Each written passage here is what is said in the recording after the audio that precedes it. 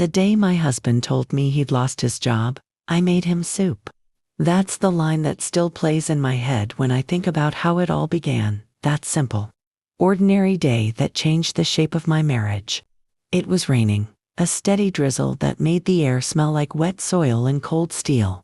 The kitchen window was fogged, and I could hear the soft thud of Daniel's shoes in the hallway before he even spoke. He stood there, shoulders slumped, tie loosened, holding the same brown leather briefcase he'd carried for years. I got laid off today, he said quietly, eyes fixed somewhere between my shoes and the kitchen tiles. I didn't ask for details right away. I just nodded, stirred the pot, and said, "Sit down, love. Eat something first, because that's what you do when you've built a life with someone. You comfort first, question later." I remember ladling soup into his bowl, watching the steam curl up between us like a secret. He looked tired, older somehow. For 10 years, Daniel had been steady, a project manager at a mid-sized construction firm. The kind of man who believed in early mornings and ironed shirts. When he lost that job, it felt like we had lost the rhythm of our household. The following weeks were quiet. He said he needed time to rest, to regroup. I picked up extra shifts at the library where I worked. The kids, Noah, 8, and Lily, 6, were still too young to understand. They thought Daddy was on vacation. I told myself it was temporary. We had savings. We had love. We had history. Evenings were different though. Daniel started spending hours in the garage with his laptop. He said he was applying for new jobs, updating his resume. Sometimes I'd bring him tea and catch a glimpse of spreadsheets on the screen. I assumed he was organizing finances, or maybe studying something new. He smiled less, slept later, grew distant in ways that were subtle at first. Shorter conversations, missed dinners, a quiet avoidance that filled the house like invisible smoke. Still, I trusted him. You don't question the man who shared your bed for 14 years because he looks tired. We adjusted. I budgeted every grocery list, stretched every dollar. There were nights I'd whisper to myself that everything would be fine, that God tests us to make us stronger. Daniel always nodded when I said things like that, but his eyes didn't quite agree. One night, I woke to the sound of his phone buzzing. It was past midnight. The screen lit up briefly, showing a message preview before he grabbed it. "Tenant payment confirmed. Transferred to your business account." I remember freezing. Tenant? Business account. But he turned his back quickly, mumbled something about a friend's rental property he was helping manage. I wanted to believe him. I truly did. So I pretended I hadn't seen it. Because sometimes love makes you complicit in your own deception. A few weeks later, Daniel announced that he'd started a small freelance consulting thing. He said it wasn't much, just helping a former client with paperwork. I congratulated him, relieved he had something to keep busy. But soon, parcels started arriving addressed to DL Enterprises. At first, I thought it was some online order mistake. When I asked, he brushed it off. "Oh, that's just the company name I'm using for invoicing. Sounds more professional." And again, I believed him. I remember the morning our mortgage payment bounced for the first time. I was standing in line at the bank, holding Lily's hand, when the teller said softly, "Mrs. Lowe, it seems your joint account has insufficient funds." My stomach dropped. I checked online that night. The account was nearly empty. When I asked Daniel, he sighed, rubbing his temples. "I had to move things around for taxes." He said, "Money's coming next week, don't stress." So I waited another week, then another. The money never came. Instead, envelopes started arriving, letters from the homeowners association, from the utility company, even from the city. I kept them in a drawer, unopened, because I didn't want the kids to see worry in my eyes. Still, every morning Daniel would kiss me on the cheek and say he was meeting clients. He'd leave in clean clothes, laptop bag slung over his shoulder, and return smelling faintly of coffee and printer ink. It was the scent of an office, not of unemployment. One Sunday afternoon, while folding laundry, I found a business card in his jeans pocket. It read, DL Property Solutions, Real Estate Consulting. Underneath an address, our address. At first I laughed, the kind of nervous laugh you give when reality bends in front of you. Then I realized the company he'd supposedly consulted for was ours. I typed the name into Google. The first search results stunned me. A polished website with glossy photos of our living room, staged like a co-working space. My dining table in the background, a stranger's laptop on it.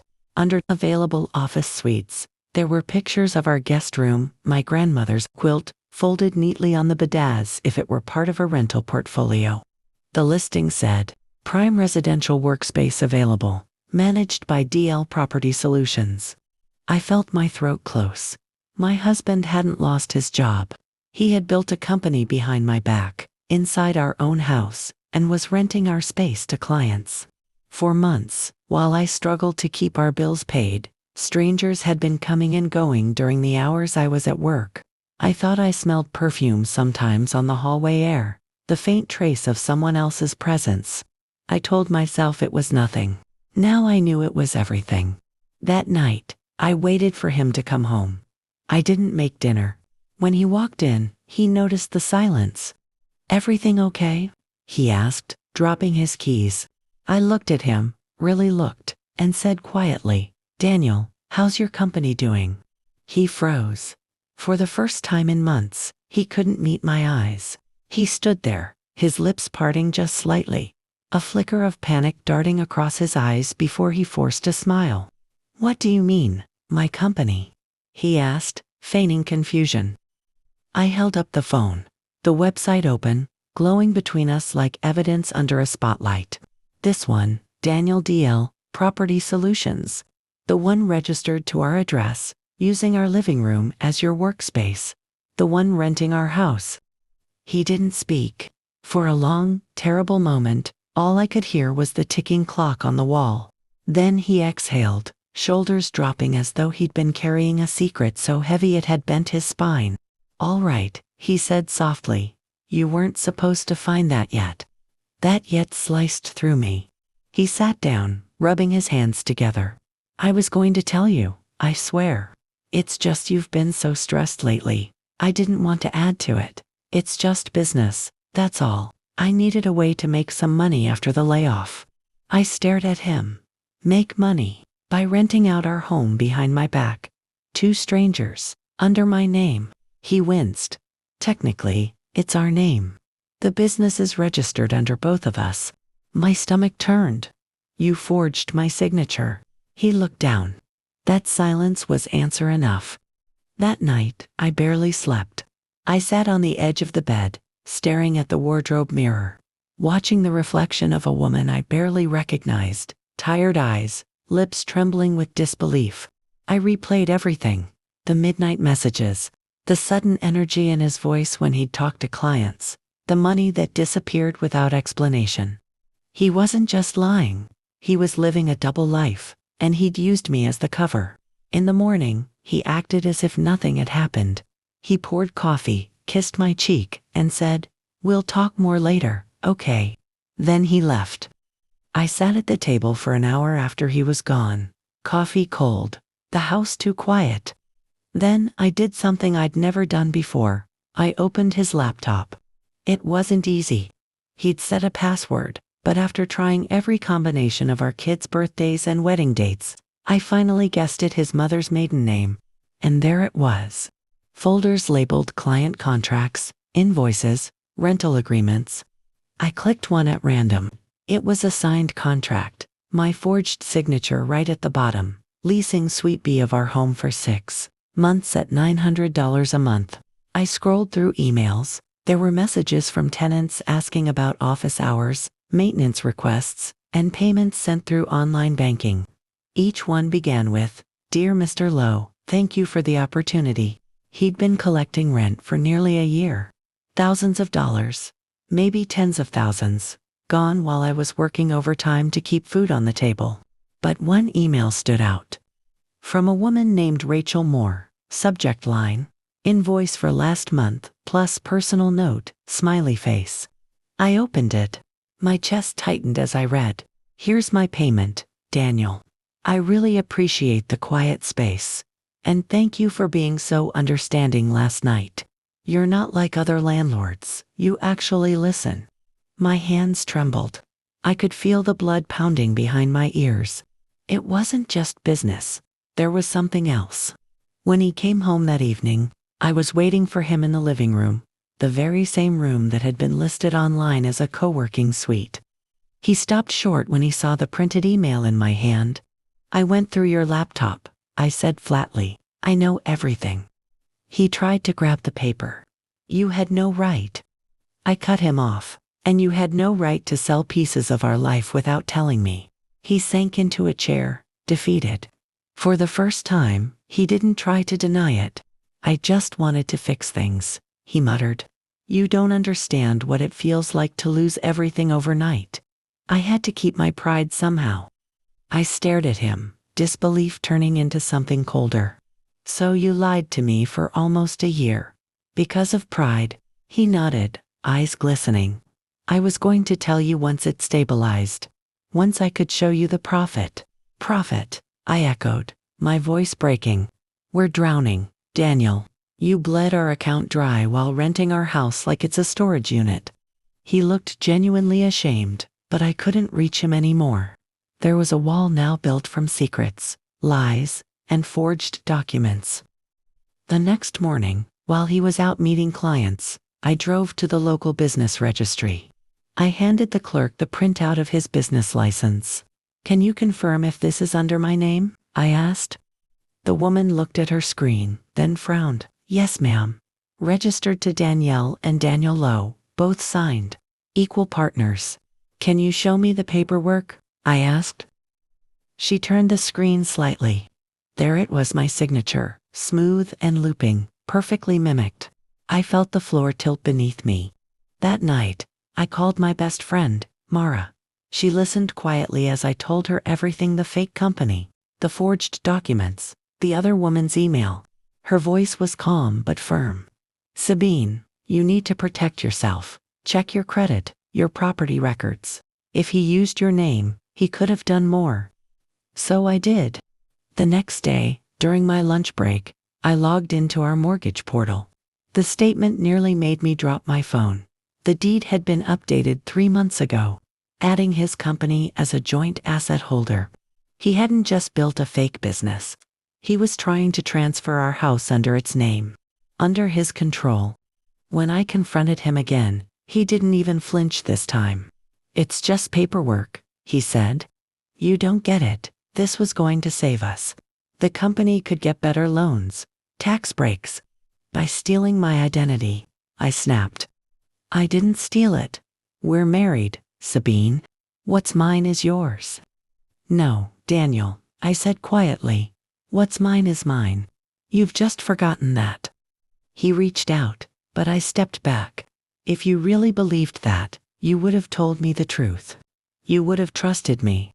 He looked small then, smaller than I'd ever seen him, but my anger had crystallized into clarity. I realized I wasn't the one who'd lost control. He was.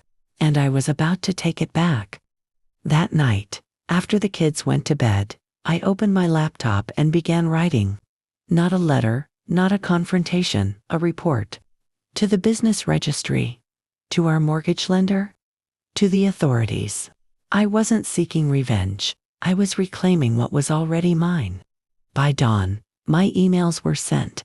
For the first time in months, I slept not peacefully, but with purpose.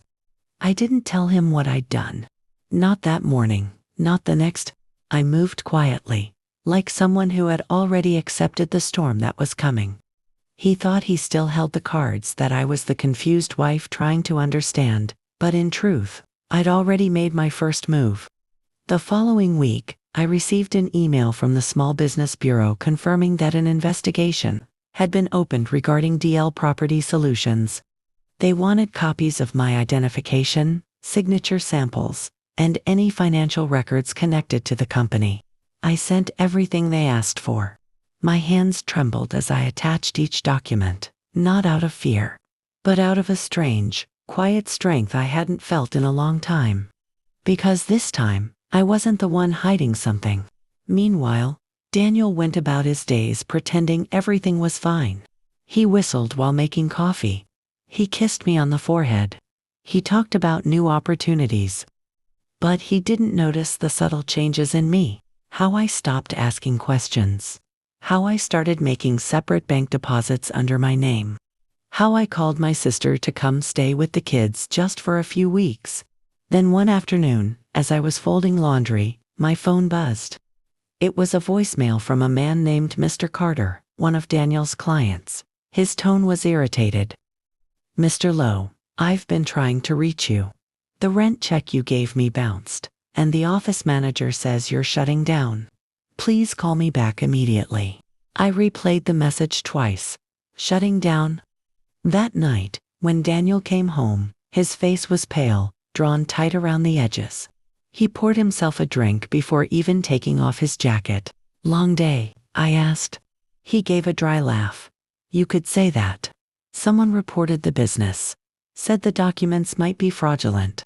They froze the accounts." I let a soft "oh" escape my lips, feigning surprise. "Fraudulent? That's serious." He ran his hand through his hair. "I know. I think one of the clients got spooked. Probably that Carter guy. He's been asking too many questions."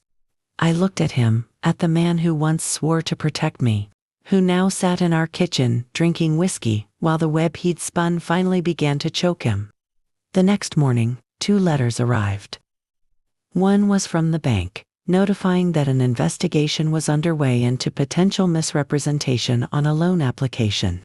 The other was from the Business Bureau, requesting Daniel's personal statement within 7 days. When he read them, he slammed his fist on the counter. "Who's doing this to me? Who reported me?" I didn't flinch. Maybe someone who finally got tired of being lied to. His eyes snapped to mine. For a moment, silence stretched so thick you could feel it hum between us. "You?" he whispered. "You did this." I didn't answer. I simply folded my arms and said, "You used me, Daniel. You made me sign things I didn't understand, and you thought I'd never find out." He paced, voice rising.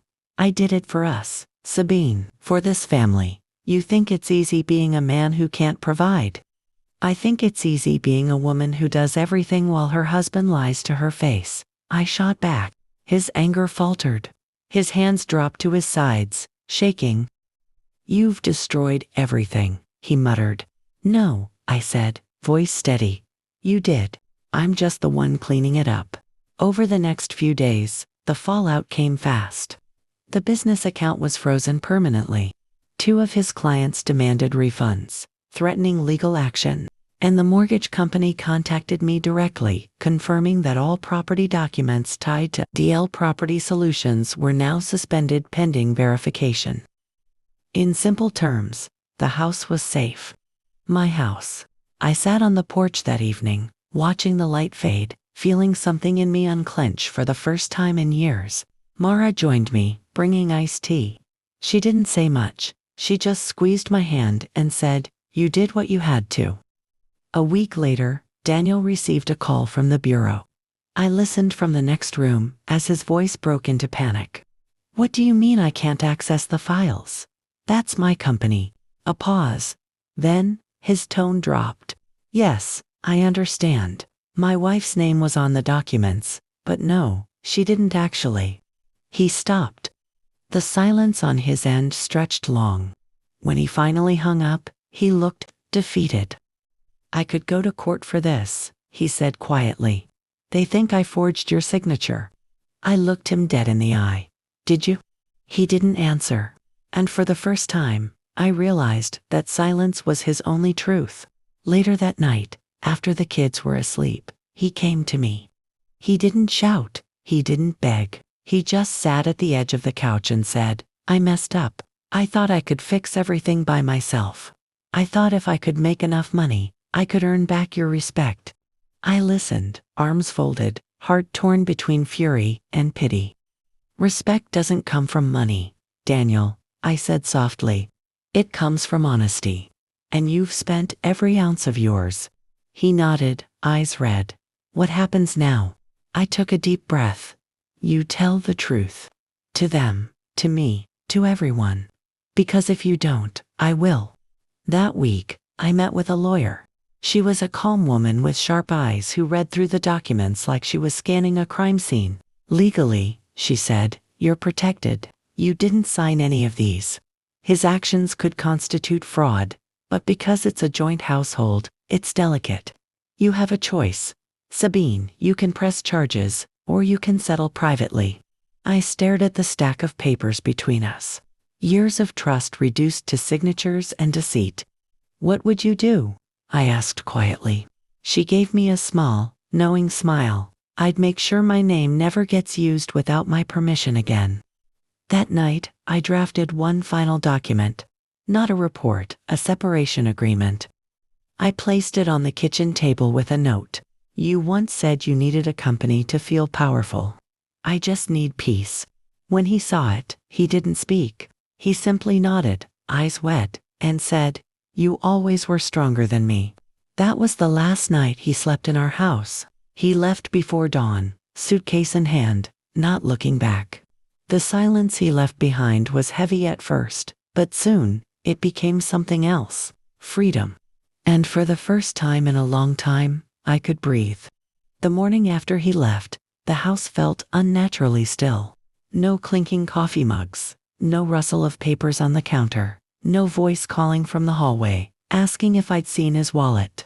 Just silence, deep and wide like an empty church. I sat in that quiet, breathing it in. It wasn't peace yet, but it was the beginning of something close. A week later, the story broke. Someone at the local paper, probably tipped off by one of his furious clients, published an article titled, Man Under Investigation for Fraudulent Business Under Wife's Name. There it was in black and white. They didn't mention me by name, thank God, but everyone who knew us could connect the dots. My phone lit up all morning, messages from neighbors, old friends, even distant cousins. Is it true? I'm so sorry, Sabine.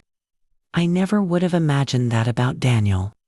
Some called out of concern, others called out of curiosity, that cruel kind of curiosity that loves to peek into someone else's wreckage. I ignored most of them. The kids, though, were the hardest part. My daughter, Emily, was 12, old enough to sense the tension, young enough to believe in simple villains. She asked, Mom, did Daddy do something bad? I hesitated. He made a mistake, I said softly. A big one. But it doesn't mean he doesn't love you.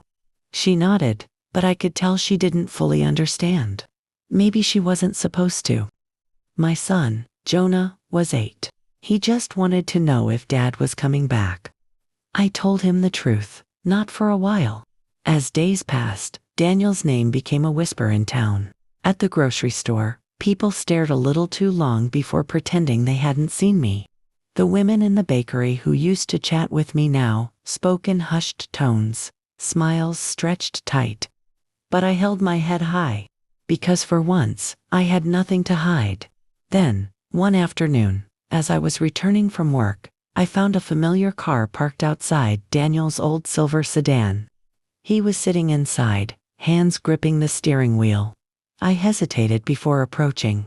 When he saw me, he stepped out, thinner than before, his shirt wrinkled, eyes hollow. I didn't want to come, he said quietly. But I needed to tell you something. I crossed my arms. You've told enough lies to fill a library, Daniel. What's left? He sighed. They cleared you completely. The bureau said there's enough evidence to prove I forged everything. You won't be held responsible. Relief flickered through me, but it was quickly followed by sadness. Good, I said. That's how it should be. He nodded, staring at the ground. I just thought you deserved to hear it from me. There was a pause, long, heavy, full of words neither of us could find. Then, softly, I said, You know, I used to think I could fix you. That if I loved you enough, you'd remember the man you used to be. He looked up, eyes glistening, and now I know you have to fix yourself. He nodded, then whispered, I'm sorry, Sabine, truly, for everything. For the first time in months, I believed him. But it didn't change the ending. Word spread fast about the investigation's closure. Everyone knew by then that I'd been innocent, and that Daniel had been the architect of his own downfall. What surprised me most, though, was the quiet respect that began to follow me. Mrs. Harmon, my elderly neighbor, stopped me one morning and said, "You held your dignity through a storm most women wouldn't survive. That matters, dear." Even my boss, who'd seen me breaking down in the restroom weeks earlier, pulled me aside. "If you ever want to move up to manager, the position's yours. You've proven your strength." I smiled, half in disbelief. "Thank you. That means more than you know." Because strength had never been something I sought to prove. It had simply been something I'd needed to survive. One Sunday afternoon, Mara and I were sipping tea on the porch when she said, "You realize this whole town watched you walk through fire and come out glowing, right?" I laughed softly. "I came out scorched. Maybe. Scorched gold still shines," she said with a wink. We sat in silence for a moment, watching the wind rustle through the oak trees. I thought about everything that had happened, the deception, the humiliation, the anger, and how, somehow, it had all led me here. Still standing, still breathing, still me. A few weeks later, a letter arrived from the Bureau of Financial Affairs. Daniel had officially been charged with falsifying business documents and identity misrepresentation. The penalty wasn't jail, it was restitution. He'd been ordered to repay all funds he had wrongfully taken using my name. When I read the last line, "Total repayment du $24,8 I felt a strange satisfaction, not vengeance, just balance. The scales had finally tipped back toward justice. Months went by, the whispers faded. Life began to settle again, not into what it was, but into something new. I repaired the spare room that had been used as his office. I painted the walls pale blue, hung soft curtains, and placed a desk by the window. It became my sanctuary, my writing space. Some nights, when the house was quiet and the kids were asleep, I'd sit there with a cup of chamomile tea and just write, not about him, not about revenge, but about strength. About love that bends without breaking. About women who rise. Then, one evening, as I was finishing a story, I received an email. It was from Rachel Moore, the woman who had once rented space from Daniel. She wrote, "Dear Mrs. Lowe, I just wanted to say I'm sorry. I had no idea he was deceiving you, or that the business wasn't real. When I found out, I withdrew immediately. I hope you're okay." For the first time, I didn't feel the usual sting when I saw her name. I just smiled and typed back, "Thank you, Rachel. I'm more than okay. I'm free." That night, I sat on the porch again, watching the stars prick the dark sky.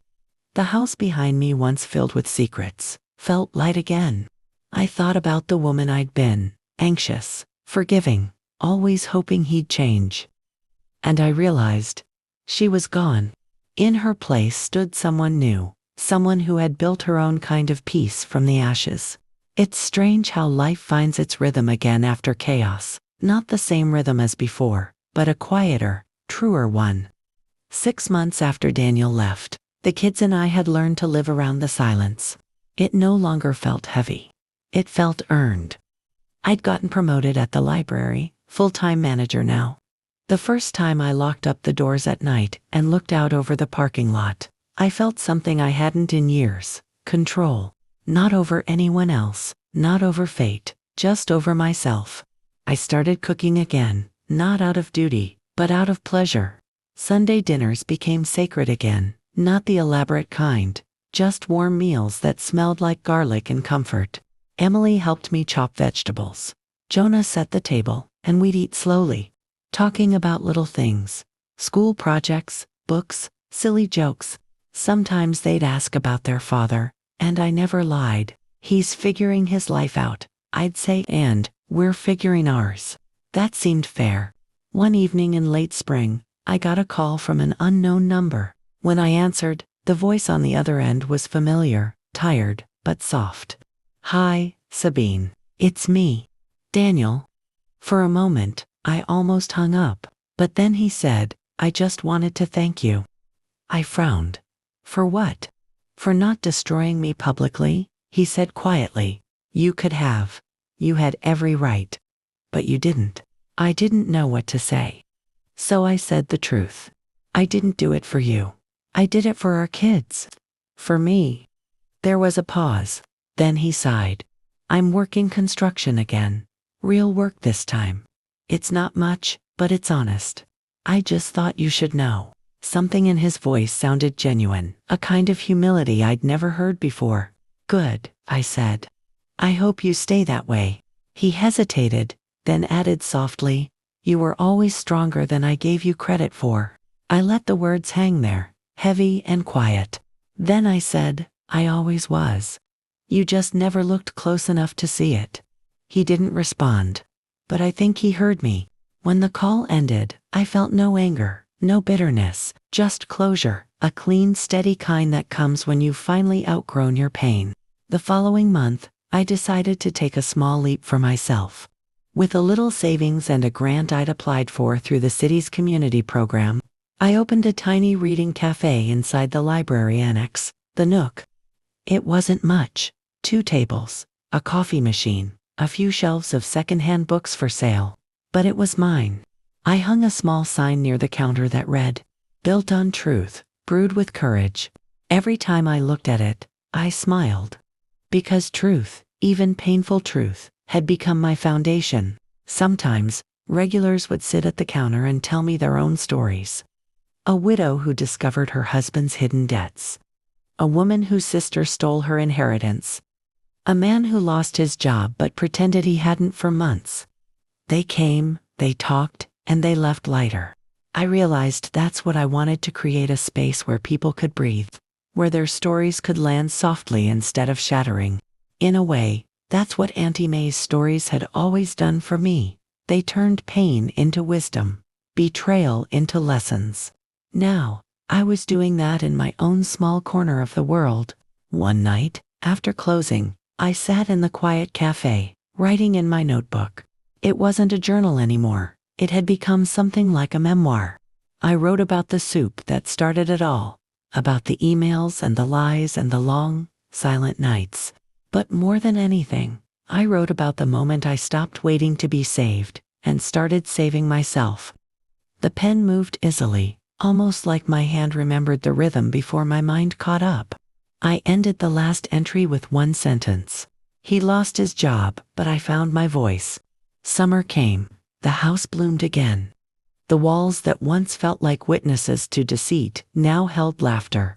We repainted the living room yellow this time. Emily said it looked like sunshine that decided to stay.